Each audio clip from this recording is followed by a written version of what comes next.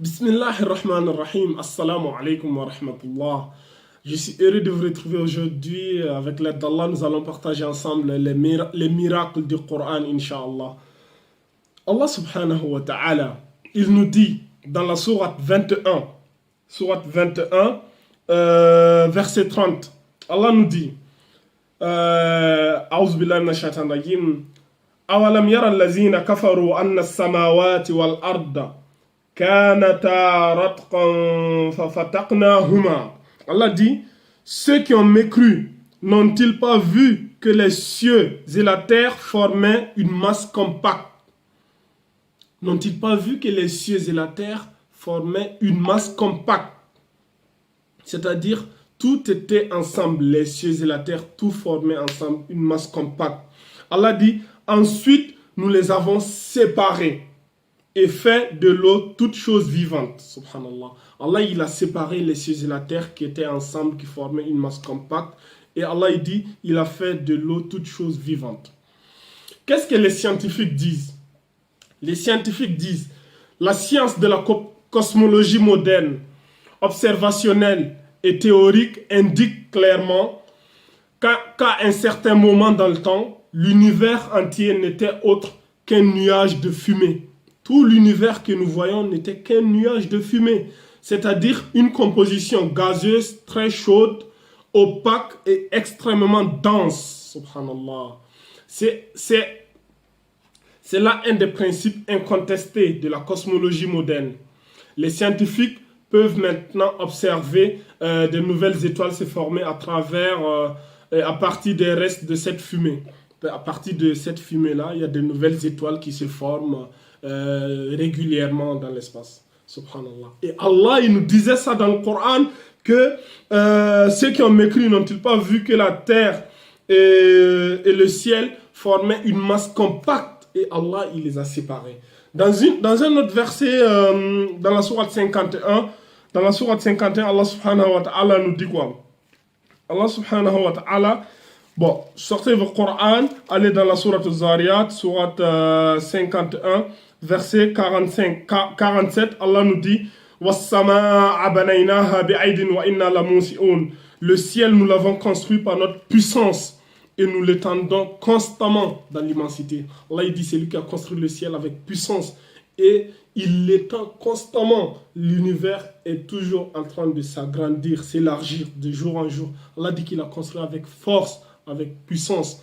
L'univers a été créé à partir d'un atome primitif et qui est dense. C'est ce qu'Allah nous dit. Et c'est prouvé scientifiquement. Donc, l'univers est formé à travers d'une masse compacte, un nuage de fumée. Allah, il est plus explicite. Voyons ce que Allah subhanahu wa ta'ala, il nous dit dans la sourate Fussila. Quand vous allez dans la sourate Fussila, la sourate 41, verset 11. Sourate Fussila, sourate 41, verset 11. Allah nous dit quoi? A'udhu billahi minash shaitanir rajim. Summa stawa ila as-samaa'i wa hiya dukhanun faqala laha wa lil ardi a'tiya taw'an aw karaha qalata atayna ta'i'in. Allah il dit, il s'est ensuite adressé au ciel qui était alors fumé. Subhanallah. Allah dit qu'il s'est adressé au ciel qui n'était qu'une fumée et lui dit, ainsi qu'à la terre, venez tous deux, venez bon gré, mal gré, venez tous deux dire, nous venons obéissants. Subhanallah. Combien de miracles dans ce verset-là? Déjà, ça prouve que voilà, l'univers était un nuage de fumée, comme les scientifiques eux-mêmes l'ont prouvé. Mais un autre miracle encore plus subtil ici. Allah, il parle ici de sa conversation avec la terre et le ciel. Et ça a été prouvé scientifiquement. Ça, c'est les astronomes qui disent. Ils ont découvert qu'il y a, c'est-à-dire des milliards d'années, au premier stade de la formation, tout ça, le cosmos. Le cosmos transmettait des fréquences audio. Ils ajoutent que de telles fréquences représentent un son silencieux qui indique que le cosmos est obéissant à son créateur et non rebelle. contre ses commandements, miraculeusement, subhanallah. C'est-à-dire, le cosmos même dégage des signaux, des ondes audio qui prouvent qu'il y a une conversation entre la terre, le ciel et tout, avec quelque chose de mystérieux. Et même, il n'arrive pas à comprendre. Mais Allah, il nous explique dans le Coran, dans la sourate 41, Allah, il informe la conversation que lui, il a avec la terre. Il les a donné un ordre. Il les a dit, venez à moi obéissants. Et ils obéissent aux ordres. Subhanallah. Il y a 1400 ans, comment le messager d'Allah, il pouvait savoir ça? Subhanallah. Voyons ici ce qu'un grand scientifique a dit à propos du messager d'Allah sallallahu alayhi wa sallam. Le docteur Alfred Kroner, qui est un géologue mondialement renommé. Il est professeur de géologie et président du département de géologie à l'Institut des sciences et de la Terre de l'université Johann machin en Allemagne. Il a déclaré, c'est le professeur qui parle, qui n'est même pas musulman, en parlant du messager d'Allah sallallahu alayhi wa sallam, il dit, quand on sait d'où vivait Muhammad, je crois qu'il est pratiquement impossible qu'il ait pu avoir connaissance des choses comme l'origine de l'univers.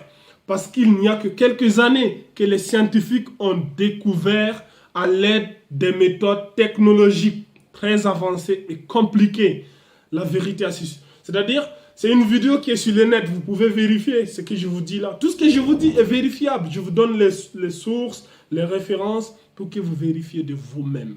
Je n'invente rien, c'est des choses qui sont accessibles à tout le monde.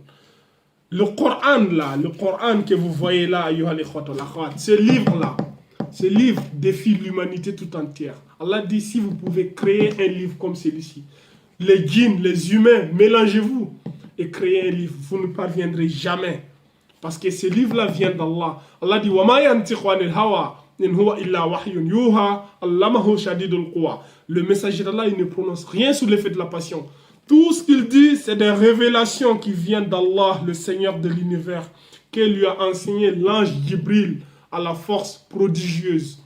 Ça, c'est le Coran. Allah dit, nous allons les montrer, les signes en eux-mêmes et dans le monde qui les entoure, jusqu'à ce que ça devienne évident que ce livre-là, Al-Qur'an, il vient d'Allah, le Seigneur de l'univers. C'est la vérité, c'est pas un mensonge.